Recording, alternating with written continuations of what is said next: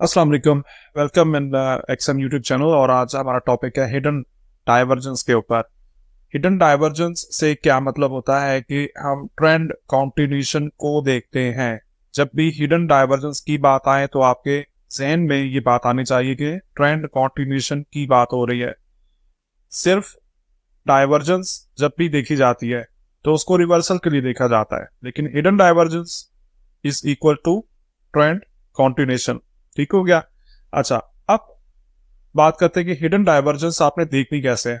आपके सामने chart show हो रहा है और इसके अंदर आप देखें तो प्राइस एक्शन जो है आपको हायर हाइज हायर लोज बनाता हुआ नजर आ रहा है, जबकि इंडिकेटर के अंदर अगर हम देखें लोअर साइड पे इंडिकेटर जो आपको नजर आ रहा है तीन लाइनों के दरमियान में, अगर हम इंडिकेटर में देखें तो हमें लोअर हाइज और लोअर लोज बनते हुए नजर आ रहे हैं। जब भी बुलिश ट्रेंड कंटिन्यूएशन की बात की जाती है तो हमेशा लो टू लो मिलाकर देखा जाता है। बुलिश कंटिन्यूएशन में लो टू लो मिला के देखा जाता है, और इस चार्ट के अंदर हम देख रहे हैं कि प्राइस हायर लो बना रही है जबकि इंडिकेटर लोअर लो बना रहा है। आपने यहाँ पे मार्किंग कर लेनी है।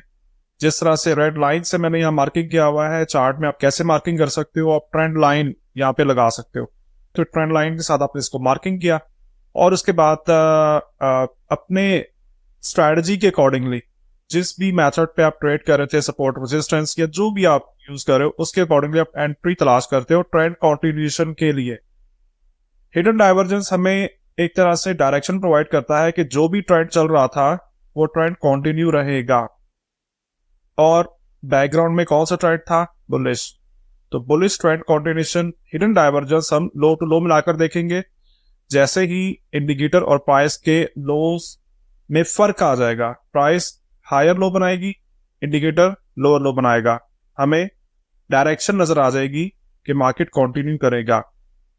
नेक्स्ट हमारे पास है बियरिश ट्रेंड कंटिन्यूएशन की क्या पहचान होती है। तो बियरिश ट्रेंड कंटिन्यूएशन के अंदर हमेशा हाई टू हाई मिलाकर देखा जाता है। और हाई टू हाई से क्या मतलब है कि प्राइस एक्शन अगर लोअर हाइज बनाता हुआ जा रहा है तो उसूलन तो इंडिकेटर को भी लोअर हाइज बनाने चाहिए, लेकिन यहाँ पे हम क्या देख रहे हैं कि जैसे ही प्राइस ने लोअर हाइज बनाए, इंडिकेटर हायर हाई बना रहा है। इसका ये मतलब है कि यहाँ पर हमारे पास एक हिडन डाइवर्जेंस अपीयर हो चुका है जो कि हमें ये मैसेज दे रहा है कि ट्रेंड कंटिन्यू रहेगा।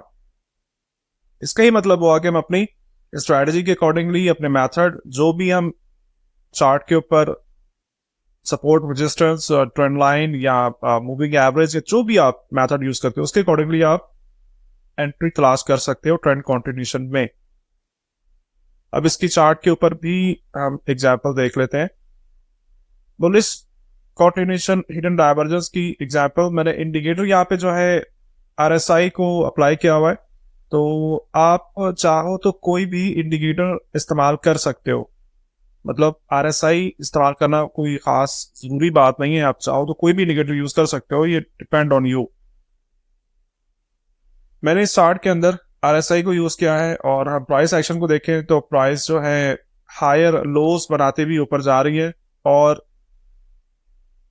पहले नंबर की ब्लू लाइन को अगर आप देखें तो यहाँ पे मार्केट ने हायर लो बनाया जबकि इंडिकेटर ने लोअर लो बनाया।